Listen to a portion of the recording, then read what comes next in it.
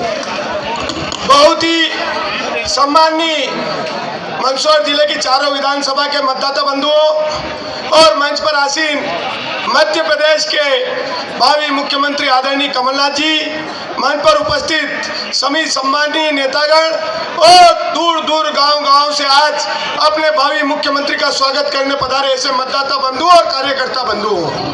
साथियों, जैसे कि आप सबको पता है कि अभी लोकतंत्र का महापर्व चल रहा है और उस पर्व में 17 तारीख को एक आहुति आपके द्वारा लगनी है। वो आहुति है आपके मत की। वो मत तय करेगा मध्य प्रदेश में किसकी सरकार बनेगी और यहाँ पर कौन सेवा करेगा। पर साथियों, अभी वर्तमान में आपने देखा कि 3.5 साल से भारतीय जनता पार्टी इस मध्य प्रदेश में काबिज है। इन 3.5 साल में मध्य प्रदेश का एक किसान कर्जे में डूब गया है। इस सभा में अगर एक भी किसान ऐसा बता दो जो कर्जे में डूबा हुआ नहीं है। आज मैं लगातार गांवों का दौरा कर रहा हूं, हर जगह एक बात करता हूं कि भाई एक किसान बताइए, एक किसान जो कर्जे में डूबा हुआ नहीं है। पर साथियों, किसी के हाथ खड़े नहीं होते। क्यों? कि मध्य प्रदेश की वर्तमान की सरकार, जिस सरकार का दूर दूर तक किसानों से कोई लेना देना नहीं, यहाँ के पढ़े लिखे नौजवानों से कोई लेना देना नहीं, क्योंकि माँ बाप ने नौजवानों को पढ़ा तो लिखा दिया पेट काट कर और उनको डिग्रियां भी दिला दी, पर मध्य प्रदेश की सरकार ना तो उनको नौकरी दिला पा रही और केवल प्रतियोगिता परीक्षा के नाम से उनसे लगातार शुल्क वसूल से उनको लूटा जा रहा है। साथियों, आप सबको पता होगा कि वर्तमान में अभी 3 साल में 2 बार ओलावृष्टि हुई, एक बार बिन मौसम बारिश हुई, एक बार प्रकृति नाराज हो गई कि इतनी अच्छी फसल थी कि 2 महीने तक मैं इतना बड़ा हो गया, मैं किसान का बेटा हूं, मैंने इतनी अच्छी फसल कभी नहीं देखी थी।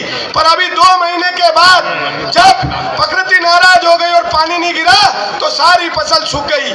पर हम सरकारें क्यों बनाते हैं? सरकारें इसलिए बनाते हैं कि जब किसान दुखी हो, पढ़ा लिखा नौजवान दुखी हो, हमारा मजदूर भाई दुखी हो, महिला दुखी हो, तो सरकार उनके बीच में आकर खड़ी हो और उनको संबल प्रदान करे। ठीक आज से थोड़े दिन पहले एक दशहरा था। आप सबको पता है कि दशहरे पे दशानंद का वध हुआ।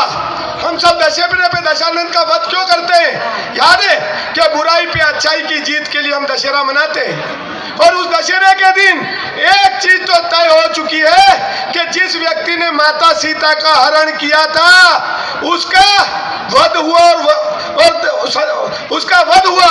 और आज जिस तरीके से चुनाव चल रहे हैं, इन चुनाव में यह चीज तो तय हो चुकी कि लोकतंत्र की चुनी हुई सरकार जो हमारे कमलनाथ जी जिस तरीके से माता सीता रहती है, माता सबको एक समान प्यार करती है, चाहे वो छोटा बेटा हो, बड़ा हो, गरीब हो, सबको एक समान प्यार करती है। ऐसी सरकार का हरण करने का काम भारतीय जनता पार्टी ने किया था और दशहरे पे उस सरकार का अब नाश हो चुका है और राम राज्य 3 तारीख को आ रहा है। हाथ खड़े करके विश्वास दिलाओ कि 3 तारीख को मध्य प्रदेश में रामराज और कमलनाथ जी की सरकार बनने जा रही है। और साथियों, मैं तो आपसे एक ही कहना चाहता हूं, एक बात कहना चाहता हूं कि यह लड़ाई धन बल और जनबल की है।